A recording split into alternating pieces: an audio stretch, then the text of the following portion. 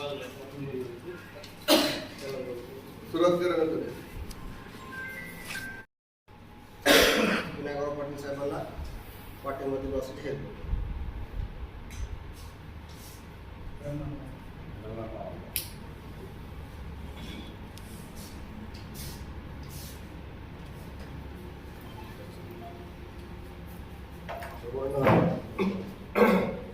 नमस्कार, जय भीम, जय वंचित. मी रंगनाथ वाघमारे, वंचित बहुजन आघाडी रामपूर तालुका. मी वंचित बहुजन आघाडीमध्ये गेल्या 10-15 वर्षापासून सतत काम केलेलं आहे. चळवळ ही ग्रामीण भागापासून खरी सुरुवात होती आणि ती चळवळ उभी करण्यासाठी ग्रॉसरूटवरच्या कार्यकर्त्यांना किती कष्ट सहन करावे लागतात हे सर्वांना ज्ञात आहे. आणि अगदी तन मन धन लावून आपल्या गरिबीच्या संसारातून ही चळवळ उभी केली आणि आजपर्यंत आदरणीय श्रद्धेय बाळासाहेबांच्या विचारावर अगदी म्हणजे श्रद्धा ठेवून त्यांच्यावर विश्वास ठेवून त्यांचं प्रत्येक शब्द प्रमाण मानून आम्ही कार्यकर्त्यांनी वाटचाल करत आलो. श्रद्धेय बाळासाहेब आंबेडकर हे आमच्या बहुजनांचेच, बौद्धांचेच नव्हे तर अख्ख्या बहुजनांचे ते श्रद्धास्थान आहे. हे आजही आमच्यासाठी आदरास्थान आहे. परंतु त्यांच्या परस्पर कुठंतरी पक्षामध्ये पाणी मुरते असं आम्हाला मनाला वाटायला लागलं.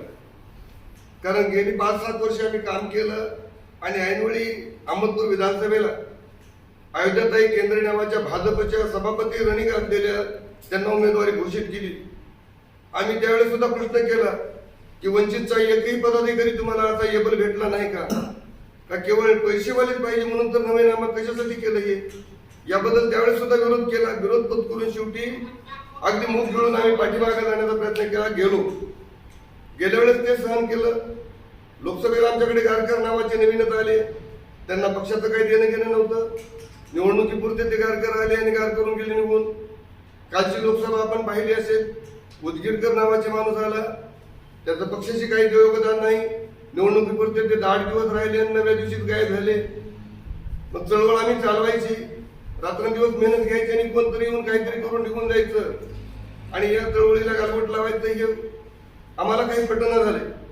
यावेळेस आम्ही सर्वांनी मिळून कार्यकर्त्यांनी एक विचार केला आणि सांगितलं, आम्ही आमचे म्हणणे जिल्हाध्यक्षाकडे, मराठवाडा अध्यक्षाकडे, सगळ्यांकडे, कार्यकारिणीकडे मांडले की उमेदवार देत असताना किमान कार्यकर्त्यांना विश्वासात घ्या त्या विधानसभा मतदारसंघातल्या.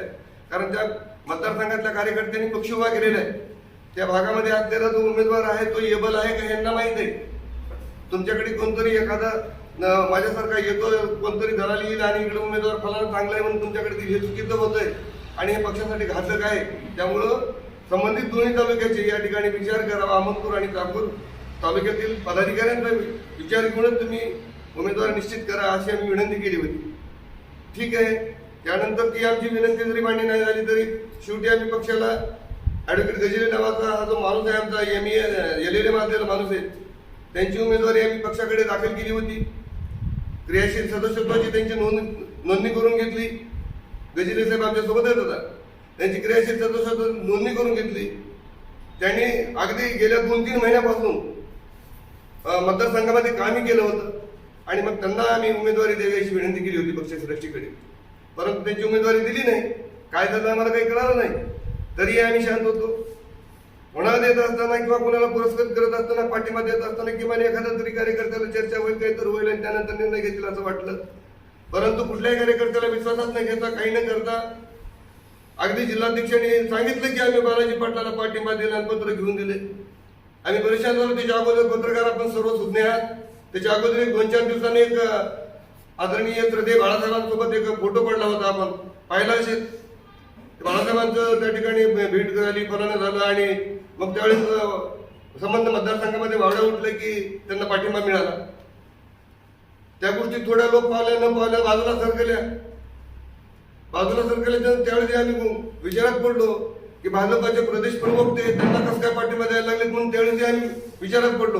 परंतु थोडी गोष्ट बाजूला झाली आणि थोडा कोणतरी एखादा म्हणजे अपक्षाला देते पुन्हा देऊ आम्ही आम्ही अनेक निवडणुका लढवल्यात, आम्ही अनेक निवडणुका पाहिल्यात, अगदी घरच्या भाकरी खाऊन आम्ही प्रचार केला अगदी, आणि त्याच पद्धतीने झाला तर हरकत नव्हतं आम्हाला. परंतु हे जे आहे हे चुकीचं व्हायला लागलं. मग काल एक 2-3 दिवसाखाली भाजपचे ज्यांची वाढच RSS मधून झालेली, ज्यांची निश्चित RSSची आहे, हे आम्ही चाकूरचे असल्यामुळे आम्हाला माहित आहे.